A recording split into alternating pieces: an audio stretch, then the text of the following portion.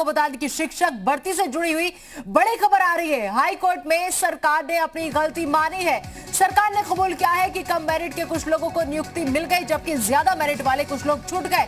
बड़ी खबर इस वक्त की, सरकार ने कहा है कि एनआईसी और बेसिक शिक्षा परिषद से गलती हुई है और इस गलती को जल्द सुधारा जाएगा। सरकार के महाधिवक्ता राघवेंद्र सिंह ने हाईकोर्ट को बताया कि गलती सुधारने के लिए कमेटी बना दी गई है, गलत चयन रद्द किए जाएंगे और ज्यादा मेरिट वालों को नियुक्त किया जाएगा। आपको बता दें कि अभी हाल ही में सरकार ने 31,277 पदों पर शिक्षकों को नियुक्ति दी है। मामले की अगली सुनवाई अब 17 नवंबर को होगी। ये याचिका संजय कुमार यादव ने दाखिल की थी। तो इस वक्त की शिक्षक भर्ती से जुड़ी ये बड़ी खबर आपको बता दें कि शिक्षकों की नियुक्ति को लेकर के सरकार ने अपनी गलती मानी है। हाईकोर्ट में कबूल किया है कि कम मेरिट के लोगों को उन्होंने नियुक्त किया है और जबकि ज्यादा मेरिट वाले जो कुछ लोग हैं वो छूट गए हैं। आपको बता दें कि सरकार ने कहा कि एनआईसी ने और बेसिक शिक्षा परिषद की वजह से ये गलती हुई है और इस गलती को जल्द सुधारा जाएगा। सरकार के महाधिवक्ता राघवेंद्र सिंह ने हाईकोर्ट को बताया कि गलती सुधारने के लिए बाकायदा कमेटी भी बना दी गई है, गलत चयन रद्द किए जाएंगे और ज्यादा मेरिट वालों को नियुक्त किया जाएगा। अहम खबर इस वक्त की आपको बताएं कि अभी हाल ही में सरकार ने 31,277 पदों पर शिक्षकों को नियुक्ति दी है। मामले की अगली सुनवाई जो है वो 17 नवंबर को होगी। इस खबर पर ज्यादा बातचीत के लिए आइए सीधा रुख करेंगे हमारे संवाददाता राहुल मिश्रा का, जो इस वक्त हमारे साथ जुड़ चुके हैं लखनऊ से। राहुल, सबसे बड़ी बात यह कि शिक्षक भर्ती को लेकर जिस तरीके से उत्तर प्रदेश की सड़कों पर शिक्षक जो है वो लगातार लामबंद है, लगातार प्रदर्शन कर रहे हैं और ऐसे वक्त में हाई कोर्ट में सरकार का यह मानना कि हाँ हमसे गलती हुई है, किसकी लापरवाही इसे समझा जाए?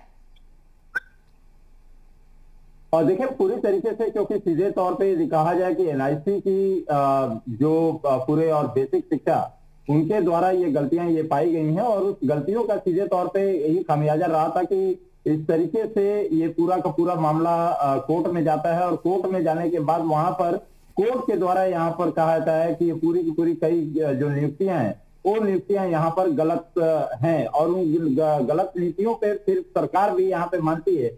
तो यहाँ सबसे बड़ा सवाल यहाँ पे उठता है कि क्या एनआईसी और जो बेसिक शिक्षा के लोग हैं, क्या उन लोगों ने जब चयन यहाँ पे प्रक्रिया की थी तो क्या मेरिट लिस्ट को नहीं देखा था, क्या रैंकिंग को नहीं देखा था, क्या मार्किंग को नहीं देखा था? और यदि मार्किंग और रैंकिंग और मेरिट लिस्ट को नहीं देखा गया तो फिर आखिर में चयन कैसे करा दिया गया? अभी क्योंकि कुछ ही दिन पहले कहा जाए तो तकरीबन 2 से 3 दिन पहले ही मुख्यमंत्री ने इसकी बाकायदे जो है नियुक्तियां भी यहाँ पर दी है और उस नियुक्तियों को ही लेकर के यहाँ लोग अभ्यर्थी जितने थे वो सड़कों पे उतरे हुए थे और उनके द्वारा यहाँ पर इसका विरोध किया जा रहा था और यही कारण रहा है कि इसमें कोर्ट में भी ये मामला गया और कोर्ट में जाने के बाद यहाँ पर इस तरीके की गलतियां यहाँ पर देखने को मिली है। राहुल, जिस तरीके से सरकार की तरफ से कहा जा रहा है कि एनआईसी और बेसिक शिक्षा परिषद से गलती हुई है और इस गलती को जल्द सुधारा जाएगा, लेकिन क्या इतना कह देना काफी है? क्योंकि एनआईसी और बेसिक शिक्षा परिषद ही अगर इतनी बड़ी गलतियों को अंजाम देंगे तो बाकी और किसी पर नियुक्ति को लेकर क्या भरोसा करें? आप सही कह रहे हैं सीधे तौर पे, क्योंकि जिम्मेदारी यहाँ पे तय होनी चाहिए कि आखिर में क्या हर एक मामले को कोर्ट में जब जाता है तभी जाकर के वहां पे उसके ऊपर कहीं सीधे तौर पे फैसला आता है। यदि लोगों ने इसका विरोध नहीं किया रहता है, यदि लोगों ने इसको कोर्ट में लेकर के नहीं गए रहते तो यहाँ पे तो नियुक्तियां हो गई रहती। तो सवाल यहाँ पर सीधे तौर पे नियुक्तियां हो जाने के बाद अब उसको जब कोर्ट में चैलेंज किया जाता है तब गलतियों को माना जाता है। तो इसमें हर एक की गलती यहाँ पे मानी जा सकती है। सरकार को भी इसमें देखनी चाहिए थी। इसके साथ साथ में जो विभाग हैं, जिन विभागों की तरफ से ये पूरा का पूरा फैसला आता है या जो विभाग इसको चयनित करते हैं उनको भी यहाँ पे देखना चाहिए कि आखिर में किन लोगों को, किन अभ्यर्थियों को किस मेरिट लिस्ट से कैसे उनको वहां पे भेजा गया है। और यही कारण था कि जब इसको कोर्ट में चैलेंज किया गया है और यदि कोर्ट में नहीं चैलेंज रहता तो जिन अभ्यर्थियों को जरूरत थी या जिन अभ्यर्थियों को यहाँ पे कहा सकता है कि यहाँ उनकी जो है उनके लिए एक चांसेस था, वो अभ्यर्थी कहीं ना कहीं वंचित रह जाते और जो नॉन डिजर्विंग थे वो कहीं सीधे तौर पे आगे बढ़ जाते। तो लेकिन अब क्योंकि चैलेंज करने के बाद कोर्ट ने खुद इस पे खामियां मानी है और अब देखना होगा कि सरकार इसको किस तरीके से फिर अपने कमियों को या जो गलतियां हुई। राहुल, यहाँ पर गलती सुधारने के लिए कमेटी का जिक्र किया गया है कि गलती सुधारने के लिए कमेटी बना दी गई है, गलत चयन जो है वो रद्द किए जाएंगे और जो ज्यादा मेरिट वाले हैं उनको नियुक्त किया जाएगा। इन सब में कितना वक्त अभी और लग जाएगा? अब देखिए कमेटी पूरे के पूरे इसकी जांच करेगी। कमेटी यहाँ पे पूरा देखेगी कि किन किन अभ्यर्थियों का यहाँ पर इस तरीके से गलत चयन यहाँ पे हुआ है, और जो गलत चयन जिन अभ्यर्थियों का यहाँ पे हुआ है इसमें काफी समय लग सकता है। तकरीबन यदि कहा जाए तो अभी टाइम फ्रेम क्योंकि दिया नहीं गया है, लेकिन समय इसमें लगेगा। और लेकिन सबसे बड़ी चीज ये है कि जिन अभ्यर्थियों को जो नॉन डिजर्विंग थे, जो कि जिनके की मार्क कम थे और जिनके मेरिट लिस्ट कम था और उनको पद यहाँ पे दिया गया था, उन लोगों को कहीं सीधे तौर पे अब यहाँ से हटाया जाएगा, और जो डिजर्विंग थे, जिनके मेरिट लिस्ट में ज्यादा मार्क्स थे, उनको कहीं सीधे तौर पे। राहुल, आपके पास आऊंगी। इस वक्त प्रयागराज का रुख करना भी बेहद जरूरी है, क्योंकि लगातार वहां पर रात के अंधेरे में कैंडल जला करके वहां पर भी ढेर सारे शिक्षक ऐसे हैं, अभ्यर्थी ऐसे हैं जो धरना प्रदर्शन वहां पर दे रहे हैं। मैं गुफरान आपका रुख करना चाहूंगी। गुफरान, शिक्षक भर्ती से जुड़ी बड़ी खबर है, हाईकोर्ट में सरकार ने अपनी गलती मान ली है। सरकार ने कबूल कर लिया है कि कम मेरिट के कुछ लोगों को नियुक्ति मिल गई, जबकि ज्यादा मेरिट वाले लोग छूट गए। आप वहां पर मौजूद हैं, क्या कहना है वहां जो लोग हैं जो लगातार धरना दे रहे थे?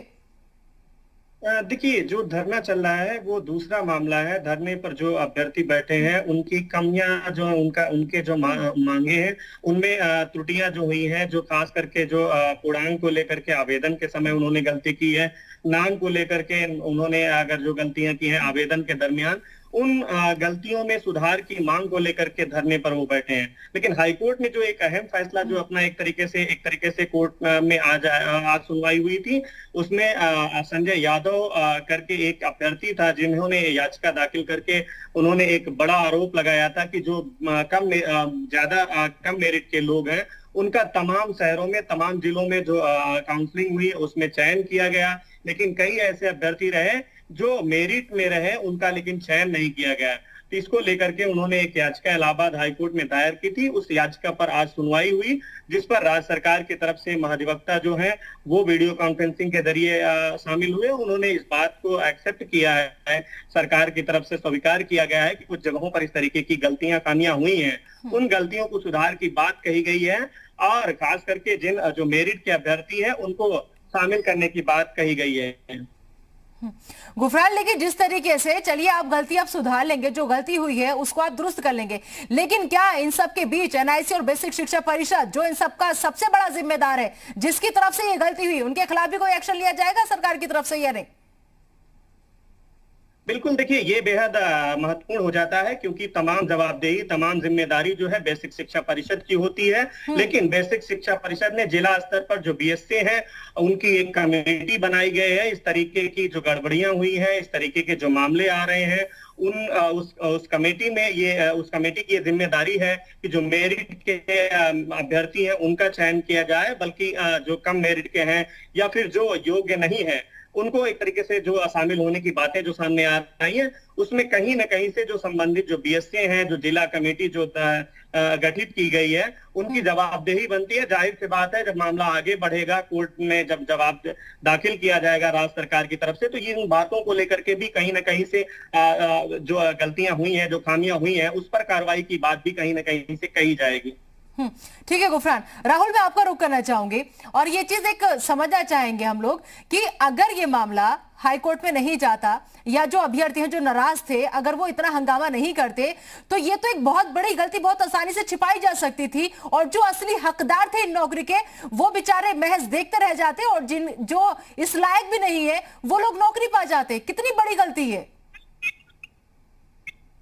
अब सीधे तौर पे जब आप गुफरान से ये सवाल पूछ रही थी, आपने पूछा कि उसमें कि क्या बेसिक शिक्षा अधिकारी और जो विभाग है और बेसिक शिक्षा के साथ साथ में एनआईसी, क्योंकि एनआईसी के पास ही लेखा जोखा रहता है, हर किसी का लेखा जोखा रहता है, कोई भी अभ्यर्थी रहता है उसका एनआईसी के पास में बाकायदे लेखा जोखा होता है। आखिर में एनआईसी के पास जब लेखा जोखा रहता है तो उस लेखा जोखा में इस तरीके की खामियां कैसे हुई कि आपने मेरिट लिस्ट को आपने नहीं देखा, वहां पे जो डिजर्विंग था उसको अनडिजर्विंग यहाँ पे कर दिया आपने। आप एक और चीज देखिए, मैं वही चीज कह रहा हूँ, यदि इसका चैलेंज नहीं किया जाता तो हर एक चीज का कोर्ट में ही क्यों जाने का पूरा होता है कि आखिर में हर एक मामले को कोर्ट में लेकर के जाया जाए और कोर्ट में ही इसकी सुनवाई हो सकती है और कोर्ट ही उसके ऊपर फैसला देगा तो अपनी कमियों को उसको रोका जाएगा। ये सवाल यहाँ पे जरूर उठता है कि आखिर में इन लोगों को यदि ये लोग चैलेंज नहीं करते तो ये लोग धरे के धरे रह जाते, और जो अनडिजर्विंग थे, गलतियां चाहे एनआईसी की हो चाहे बेसिक शिक्षा की विभाग की हो, लेकिन गलतियां यहाँ पर हुई हैं, और गलतियां यदि हुई हैं तो आखिर में इसको क्रॉस चेक पहले से क्यों नहीं किया गया, और क्रॉस चेक आखिर में क्या ये इसको पूरा के पूरे मामले को देखना चाहिए था और देखना ये होगा कि यहाँ पर करती है 3 लोगों के ऊपर इसके गाज गिरता है, लेकिन महज इस तरीके का जो काम होता है, ये जो धांधली इस तरीके की देखने को मिलती है और इतने बड़ा जब पदों का जब रिक्त पदों को भरने का, क्योंकि इसके लेकर के पहले से ही विवाद आता रहा है और यदि इतने बड़े पदों को यहाँ पर जब भर्ती की गई है तो उस पदों की भर्ती करने के समय आखिर में पूरा का पूरा चेक क्यों नहीं हुआ था, क्यों जानकारी पहले से नहीं ली गई। जी जी गुफरान, मैं आपको रुक करना चाहूंगी। हाल ही में सरकार ने 31,277 पदों पर शिक्षकों को नियुक्ति दी है और अब इस मामले की पूरी जो सुनवाई है वो 17 नवंबर को होगी। लेकिन इस बीच ये समझना बेहद जरूरी हो जाता है, जैसे कि राहुल ने बहुत कुछ हालांकि बताया अभी बातचीत के दौरान, लेकिन क्या वाकई में जब इस तरीके से चयन की प्रक्रिया होती है और चुना जाता है कि कौन इसके लायक है, कौन योग्य है, कौन नहीं है, तो क्या आंख बंद करके सारा चयन किया जाता है? क्या कोई ऐसा वहां जिम्मेदार शख्सियत मौजूद नहीं रहती जो इन सबको अच्छे से देखे और ताकि जिसका जो हक है वो उस तक सही सलामत पहुंचे? बिल्कुल, ये एक बड़ा सवाल है क्योंकि जवाबदेही जो है विभाग की होती है, जो बेसिक शिक्षा परिषद जिनके नेतृत्व में एक कमेटी गठित की गई है बाकायदा, जो काउंसलिंग जो चयन समिति होती है उसकी जवाबदेही, उसकी जिम्मेदारी। मैं आपको रोकना चाहूंगी। संजय जी इस वक्त हमारे साथ जुड़ गए, प्रदेश प्रवक्ता है वो बीजेपी के, उनसे जान लेते हैं। बहुत बहुत स्वागत है संजय जी उत्तर प्रदेश उत्तराखंड पर आपका। सर, इतनी बड़ी गलती कैसे हो जाती है कि हमें पता ही नहीं चलता कौन लायक है और कौन नहीं लायक है, और जब कोर्ट में मामला जाता है तो हम अपनी गलती मान लेते हैं, कबूल कर लेते हैं कि हाँ हमने कम मेरिट के कुछ लोगों को नियुक्ति दी है जबकि ज्यादा मेरिट वाले छूट गए। सर, कैसे हो गई इतनी बड़ी गलती? देखिए, 2 बात है। पहली बात यह है कि जब 2017 में चुनाव हो रहे थे तो भारतीय जनता पार्टी ने संकल्प पत्र के माध्यम से कहा था कि हम जो है कि किसी भी तरह से पक्षपात नहीं होने देंगे किसी भी प्रकार की नौकरी में, और इसीलिए माननीय मोदी जी ने क्लास 3 और 4th में इंटरव्यू समाप्त किया कि पक्षपात ना हो, घूसखोरी ना हो। उसी क्रम में जो है, क्योंकि उत्तर प्रदेश सरकार के जो मुखिया हैं माननीय योगी जी या पूरे सरकार में बैठे लोग, सबकी मंशा साफ है, किसी का पक्षपात हम नहीं करना चाहते हैं, इसलिए अगर कहीं कम नंबर वाले। संजय जी, यहाँ पक्षपात की बात नहीं हो रही है। संजय जी, यहाँ पक्षपात की तो बात ही नहीं हो रही है। यहाँ तो बात हो रही है कि कम मेरिट के कुछ लोगों को नियुक्ति मिल गई जबकि ज्यादा मेरिट वाले छूट गए। जो अगर ऐसा हुआ होगा तो उसमें सुधार भी किया जाएगा और जो अधिकारी इसमें दोषी होंगे उनको कड़ी से कड़ी सजा मिलेगी, कड़ा से कड़ा। संजय जी, ऐसा हुआ होगा नहीं, ऐसा हुआ है क्योंकि हाई कोर्ट में सरकार ने अपनी गलती मानी है। हुआ है सर, ऐसा हुआ होगा नहीं, हुआ है, इसलिए उसमें सरकार उसको जो है संशोधित करेगी, जो ठीक करेक्शन करेगी, और जिन अधिकारियों की गलती से ऐसा हुआ होगा उनको कड़ी सजा मिलेगी, उनको कड़ी सजा प्रदेश सरकार दी। किस सजा की उम्मीद करें सर? एनआईसी और बेसिक शिक्षा परिषद के खिलाफ करेंगे कार्रवाई आप लोग? बिल्कुल करेंगे। जो अधिकारियों की गलती इसमें होगी सबके खिलाफ कड़ी कार्रवाई होगी। क्योंकि हमारे मुखिया सरकार के वो जो है पक्षपात विहीन जो है नौकरी और सारी चीजों को रखना चाहते हैं, तो कोई पक्षपात नहीं है। इसलिए निश्चित रूप से जिस अधिकारी की गलती से या जिन अधिकारियों की गलती इसमें होगी उन सारे लोगों को सजा मिलेगी, उनके खिलाफ कड़ी कार्रवाई की जाएगी। मतलब पक्षपात तो हम नहीं करेंगे लेकिन कम मेरिट के कुछ लोगों को नियुक्ति दे देंगे जबकि ज्यादा मेरिट वालों को छोड़ देंगे। तो सरकार को जब लोगों को जानकारी हुई, हमारे पॉलिटिकल जो सेटअप है, तो उन्होंने कहा कि हाँ इसमें जो है कि इसको देखने की जरूरत है और जहां इसमें गलती उसको ठीक कराई जाएगी, क्योंकि हमारी सरकार की मंशा जानकारी। संजय राय जी, जानकारी पता है आपको कब हुई? जानकारी तब हुई जब ज्यादातर लोग सड़कों पर उतर आए। जानकारी तब हुई जब सरकार के खिलाफ नारेबाजी होने लगी। जानकारी तब हुई जब हाईकोर्ट में मामला पहुंच गया। आपको नहीं लगता जानकारी जुटाते बहुत वक्त बीत गया? कोई भी व्यक्ति जो प्रभावित हुआ होगा, जब वो बताएगा, वो सड़क पे जाने के बजाय अगर आके सरकारी ऑफिस में बताता, अगर आकर के जहां से नियुक्ति पत्र मिला वहां से बताता, तो भी इतनी ही कार्रवाई होती और इतनी ही जल्दी कार्रवाई तो भी होती। लेकिन ये कुछ लोगों का सगल है सड़क पर उतरना, तो सड़क पे जाने के बाद जानकारी हुई।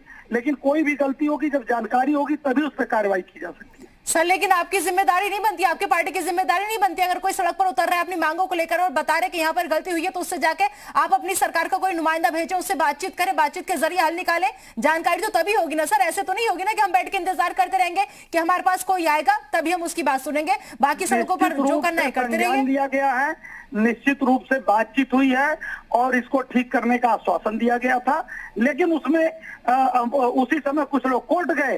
तो जो हमने इन लोगों से बातचीत में कहा था, सरकार ने वही कोर्ट में भी कहा है कि हमारी बात हुई है, वहां भी हमने कहा है कि उसमें सुधार करेंगे, और कोर्ट में भी वही बात कहा, कोई नई बात नहीं कहा। कोर्ट जाने के इन लोगों के पहले ही सरकार जो है संज्ञान ले चुकी थी और उस पर कार्रवाई शुरू हो गई थी। ठीक है, समाजवादी पार्टी की तरफ से राजीव राय भी इस वक्त हमारे साथ जुड़ चुके हैं। राजीव जी, स्वागत है आपका जी उत्तर प्रदेश उत्तराखंड पर। राजीव जी, आज इतनी बड़ी गलती शिक्षक भर्ती से जुड़ी खबर को लेकर के सामने आ रही है। हाईकोर्ट में सरकार ने अपनी गलती मान ली है, कबूल कर लिया है कि कम मेरिट के कुछ लोगों को नियुक्ति मिली जबकि ज्यादा मेरिट वाले कुछ लोग छूट गए। क्या कहेंगे आप?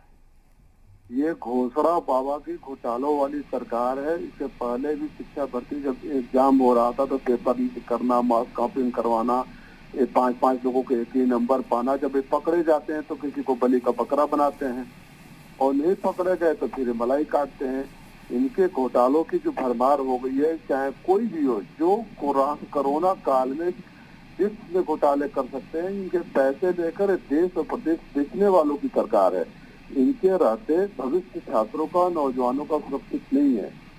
इसकी तत्काल सुप्रीम कोर्ट के किसी जज से जांच कराई जानी चाहिए।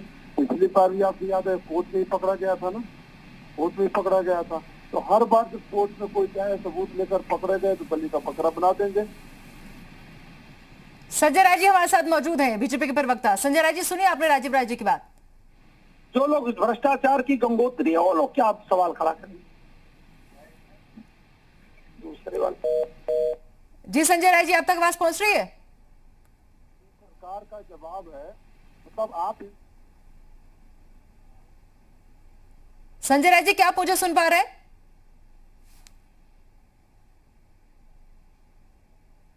चलिए, संजय राय जी से संपर्क नहीं हो पा रहा। राजीव राय जी हमारे साथ लगातार जुड़ हुए हैं। राजीव राय जी, शिक्षक भर्ती में तो ये गड़बड़ी का मामला सामने आ गया है, हाईकोर्ट में सरकार ने अपनी गलती मान ली है, लेकिन वहीं अभी भी सहायक शिक्षक भर्ती को लेकर अभ्यर्थी जो है वो हाथ में कैंडल लेकर के अनशन पर बैठे हुए। अगर मैं प्रयागराज की बात करूं तो आपको नहीं लगता कि अब जो गलती हो गई आगे ना हो, उसमें सुधार के लिए किसी को जाकर इनसे अभी भी बातचीत करनी चाहिए, बातचीत के जरिए हल निकालना चाहिए ताकि मामला कोर्ट तक ना पहुंचे? आज की तारीख में 17 भर्तियों के परिणाम इन्होंने रोके हुए हैं, खाली सीटें और नौकरियां बेचने के लिए। इनकी बेशर्मी आप सुन रहे थे। आप इनसे सवाल करेंगे तो बोलेंगे भ्रष्टाचार की गंगोत्री, चले जाएंगे नेहरू पर, चले जाएंगे 30 साल पहले पर, और इनका इतिहास भूगोल अगर याद दिलाएं तो बच्चों को कहने में शर्म आता है कि जो देश के साथ गद्दारी किए, देश बेच रहे थे, वो सरकार में है। इनकी जिम्मेदारी आज की तारीख में जिम्मेदारी के साथ कर रहा हूँ। 17 नौकरियों के इन्होंने परिणाम रोक रखे हैं, सिर्फ इसलिए कि मोल भाव हो रहे हैं। ये सरकार के रास्ते नौजवानों का भविष्य सुरक्षित नहीं है। जब जब पकड़े जाएंगे किसी न किसी को बलि का बकरा बनाएंगे। इनकी अपनी खुद की जिम्मेदारी कितनी? आप इनसे सवाल पूछिए, जवाब नेहरू जी का देंगे। हम इनसे सवाल पूछें, जवाब हमारे बारे में देंगे। इनकी कोई जिम्मेदारी नहीं। सर वो तो यही होता है सर, टोपी तो हर कोई घुमाता है सर, अपनी गलती कोई नहीं मानता। जब आपकी सरकार थी तब भी इसी तरीके से देखे थे, तब भी ऐसे लोग सड़कों पर उतरते थे, तब भी ये टीचर्स जो है ऐसे ही अपनी मांगों को मंगवाने के लिए दिन रात आंदोलन करते थे, प्रदर्शन करते थे। चलिए, बहुत बहुत शुक्रिया आपका इस्तेमाल।